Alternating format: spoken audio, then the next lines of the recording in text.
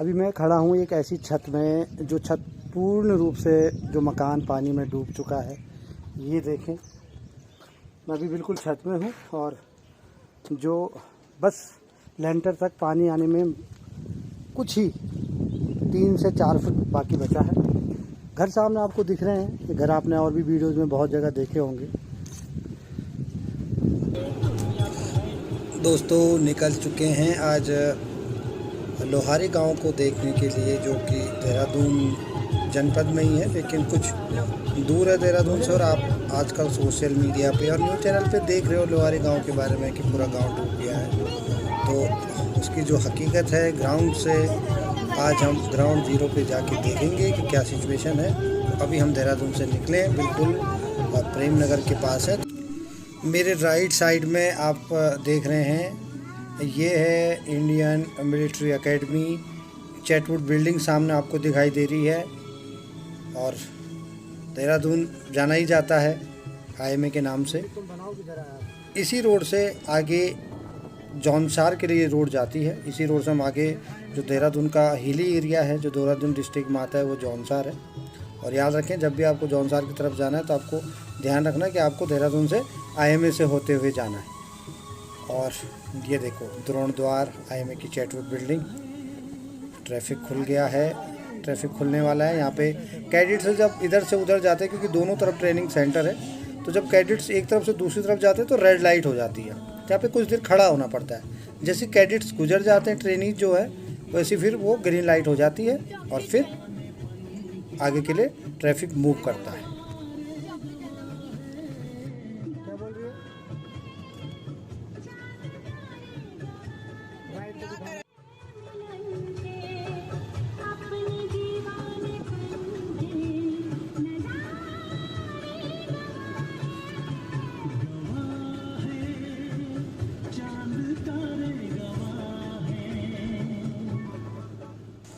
और अभी हमने प्रेम नगर क्रॉस किया है। प्रेम नगर क्रॉस करने के आगे हम सुद्धवाला की तरफ बढ़ रहे हैं। यहाँ पर है उत्तराखंड की टेक्निकल यूनिवर्सिटी, जो अभी पीछे गुजरी है। और यहाँ पर काफ़ी यूनिवर्सिटीज़ है, उत्तरांचल यूनिवर्सिटी भी यहाँ पर है। और बहुत सारे कॉलेज और कैंपस इसी रोड पे आपको मिलेंगे।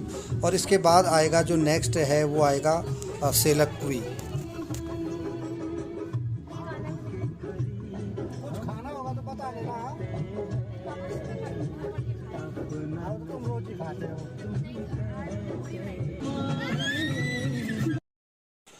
अभी हम लोग पहुंच गए हैं विकास नगर। विकास नगर हमने अभी क्रॉस कर लिया है। हालांकि हम विकास नगर के मार्केट से होते हुए आए, काफ़ी ट्रैफिक था। लेकिन जब भी आप देहरादून से आएँ, आपको चक्राता कालसी जाना है, तो विकास नगर आने की आपको कोई ज़रूरत नहीं है। आप सीधे सहसपुर से ही राइट को टर्न लेके सीधा बाईपास कर सकते हैं हड़बड़पुर और विकास नगर दोनों को। आते हुए मैं आपको ये सारी चीज़ें बताऊँगा। अभी हम विकास नगर से लगभग 12 किलोमीटर ऊपर आ चुके हैं। और हमने कालसी की तरफ जो लेफ़्ट साइड को जाना था, वहाँ न जाके हम सीधा आगे निकल गए। अभी जो यमुना नदी है वो हमारे लेफ़्ट साइड में है। और कालसी के लिए हमको यमुना नदी को क्रॉस करके जाना था, तो हमने यमुना नदी को क्रॉस नहीं किया, क्योंकि हमको सीधा जाना है लोहारी गाँव। तो हम सीधा आगे निकल गए हैं। आगे जाके हम पुल से यमुना नदी को क्रॉस करेंगे। वो बिल्कुल वहीं पर क्रॉस करेंगे जहाँ पर वो ब्यासी डैम बन रहा है। उसको जड्डों के नाम से जाना जाता है। तो अब देखते रहें, ये सुंदर सुंदर नज़ारे हम आपको साथ में दिखा रहे हैं। और जल्दी से हम लोहारी गांव पहुंचेंगे।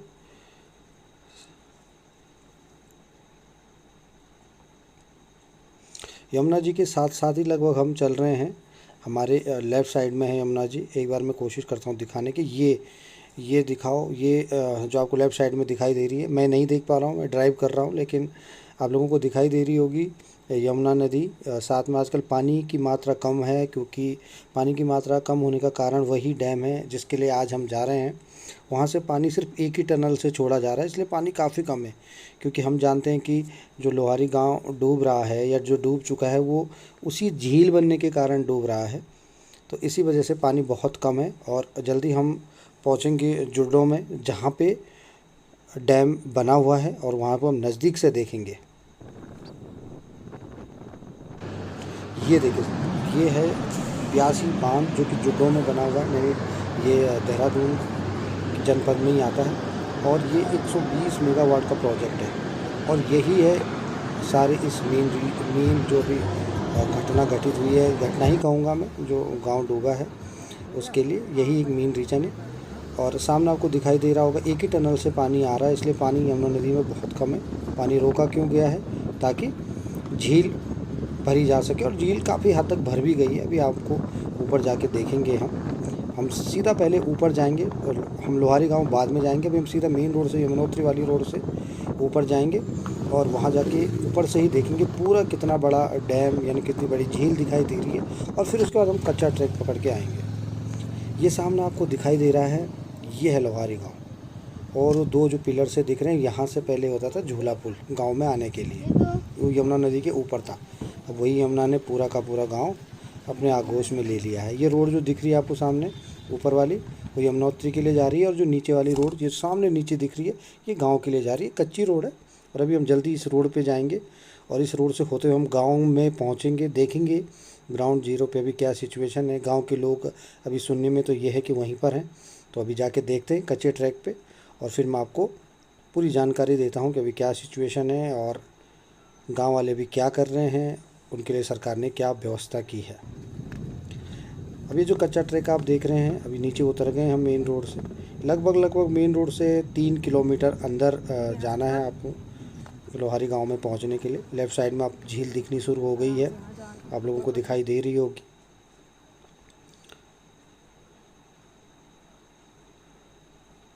ये देखो गाय बकरियां अभी भी लोगों के यहाँ पे चर रही हैं, इसका मतलब गाँव वाले छोड़ के नहीं गए हैं। ये कुछ मकान जो बिल्कुल नीचे रहे होंगे वो डूब भी चुके हैं। हालांकि यहाँ पे एक झूला पुल पहले था और वो झूला पुल उस तरफ था जहाँ पे अभी आपको दिखाई दे रहा होगा। वहाँ से लोग उस रोड से आते थे और झूला पुल पार करके लोहारी गांव वाले अपने गांव में आते थे।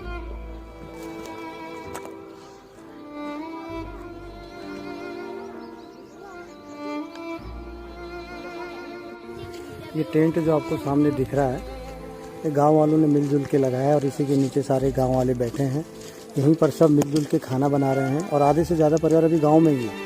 ये जो स्कूल आपको सामने दिखाई दे रहा है, यहीं पर सब ने अपना डेरा जमाया हुआ है, क्योंकि अब एक यही स्कूल लास्ट आसरा बच गया है इन गाँव वालों का। क्योंकि उसके बाद अब आप देख सकते हैं ये यहाँ से पानी की शुरुआत हो चुकी है और ये पानी आ चुका है यहाँ पर। और अभी मैं आपको वो घर दिखाता हूँ जिनमें से धीरे धीरे शिफ्ट हुए हैं। पिछले 3 से 4 दिन से लगातार गांव वाले शिफ्ट हो रहे हैं। और लेकिन सबसे बड़ी बात है इस समय इस गांव वालों की एकता। सब एक साथ मिलके, कोई भी किसी को छोड़ के नहीं गया है और सब ने एक साथ, मैं कहूँ तो लंगर लगा रखा है, वहीं पर खाना खा रहे हैं। और उम्मीद होगी उनको कि सरकार से कुछ न कुछ हमें एक अच्छा सा संदेश आएगा, जिससे हम अपने इस डूबते गांव से दूर तो जाएंगे लेकिन अच्छी जगह पे हमें विस्थापित किया जाएगा। तो काफ़ी बुरा नज़ारा है बहुत। ये देखिए यहाँ पर ये यहाँ तक पानी आ चुका है। अभी मैं खड़ा हूँ एक ऐसी छत में जो छत पूर्ण रूप से जो मकान पानी में डूब चुका है। ये देखें, मैं अभी बिल्कुल छत में हूँ और जो बस लेंटर तक पानी आने में कुछ ही 3 से 4 फुट बाकी बचा है। घर सामने आपको दिख रहे हैं, ये घर आपने और भी वीडियोज़ में बहुत जगह देखे होंगे।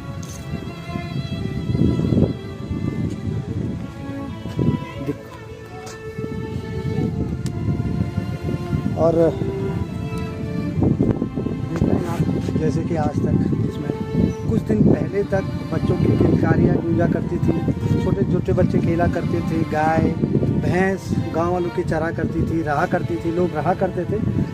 कुछ ही दिन में पूरा का पूरा वो एक तालाब में बदल चुका है। लोगों के मकान, वो देखो सामने मकान तोड़ दिया है लोगों ने, तोड़ के जो उसमें कीमती दरवाजे थे वो तोड़ के ले गए हैं। हालांकि लेके कहीं नहीं गए हैं, मैंने भी आपको टेंट दिखाया था ऊपर, वो टेंट गांव वालों ने स्कूल के पास लगाया हुआ है और वहीं पर सब लोग एक साथ मिलकर रह रहे हैं, एक साथ सब लोग खाना बना रहे हैं। इस समय उनकी एकता कायम है और इस तरीके से अगर वो आगे भी चलता रहा तो मुझे लगता है कुछ न कुछ सरकार इनके बारे में सोचेगी, क्योंकि इनके पास जाने के लिए कोई जगह है ही नहीं। कुछ परिवार ऐसे थे जो पहले शिफ्ट हो गए थे, उन्होंने बाहर ज़मीनें ली हैं, लेकिन ज़्यादातर परिवार अभी भी यहीं पर रह रहे हैं। और जाएँ तो जाएँ कहाँ वाली सिचुएशन है। तो गाँव से थोड़ा सा ऊपर, थोड़ा नहीं 5 मीटर, इस लेवल से 5 मीटर ऊपर ही स्कूल है। 1-2 मकान भी हैं वहाँ पे। वहीं पर सारे लोग एक साथ बिस्तर लगाया हुआ है और सारे लोग वहाँ पर है। मैं आपको दिखाता हूँ, ये देखिए, ये मकान की यहाँ पे नंबरिंग हुई पड़ी है। और ये देखो, और ये देखो, कितने दुख की बात है। ये यहाँ पर लोग पूजा करते थे, छत में तुलसी है। और ये सामने आपके एक मकान जो 2 मंजिला है, और पहली मंजिल तो ऊपर दिख रही है, लेकिन जो नीचे की मंजिल है वो पूर्ण रूप से अब जलमग्न हो चुकी है। ये और भी मैं आपको दिखाने की कोशिश करता हूँ। ये पेड़ यहाँ पर, ये आपको दिखाई दे रहा होगा, ये वहाँ पर एक बेंच, और ये सारा। अब कई लोग ऐसे हैं जो अपने घर को यहाँ दूर से ही देख सकते हैं, अब तो जा भी नहीं सकते, और जाना पड़ेगा तो शायद नाव से जाना पड़ेगा, और तब जाके उसकी छत तक पहुँच पाएंगे। तो आप लोगों से मैं यही गुजारिश करूँगा कि आप इस वीडियो को शेयर करके लोगों को बताएं कि किस तरीके से यातनाएं झेल रहे हैं लोहारी गांव के लोग। बहुत दुख की घड़ी है, सब लोगों को एक होना चाहिए। और इतना बड़ा प्रोजेक्ट अगर यहाँ पर बना है, देखो विकास के लिए तो बना है, ये मैं मानता हूँ, लेकिन दुख की बात ये है कि अगर किसी का सहारा छीन के विकास हुआ तो क्या हुआ। उनको तेहरी विस्थापितों की तरह एक जगह मिलनी चाहिए। और अभी पहले जो भी हुआ हो, बहुत लंबा गैप हो गया है, किसी के पास इतने पैसे नहीं हैं, गांव वाले लोग हैं, कि अपने लिए एक मकान खरीद के कहीं शहर में शिफ्ट हो सके। ओके, अभी मैं मेरी प्यारी अवनी से पूछूंगा। अवनी, तुम्हें कैसा लग रहा है ये गांव में आके? मेरे को बहुत अच्छा लग रहा है, लेकिन यहाँ की कंडीशन को देख के मेरे को बहुत ज़्यादा पिटी फील हो रही है इन लोगों के लिए। आप कुछ कहना चाहेंगे?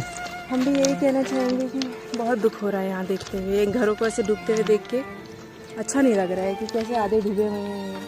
और सबसे दुख की बात ये है, और लोग ऐसे रह रहे हैं। वहाँ पे स्कूल है, वहाँ पे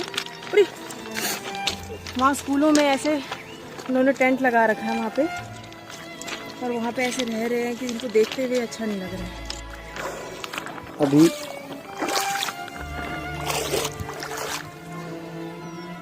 हम भी इस आंगन में हैं, और आंगन आपको दिखाई दे रहा होगा। यहाँ पर अभी मैंने एक गांव वाले से बात करी जो गांव के थे, काफ़ी दुखी हैं वो लोग, और वो बता रहे थे कि यहाँ पर किस तरीके से पहले उनके खेत और खलिहान हुआ करते थे। और कहते हैं कि खेती के लिए इससे उन्नत जगह शायद कहीं हो, क्योंकि इस छोटे से ही भूभाग में वो लोग न सिर्फ अपने लिए पैदावार पैदा करते थे, बल्कि शहरों में रहने वाले अपने रिश्तेदारों के लिए भी यहाँ से भेजा करते थे। आम और लीची के पेड़ अभी मैंने आपको दिखाए थे, आम के पेड़, और ये सब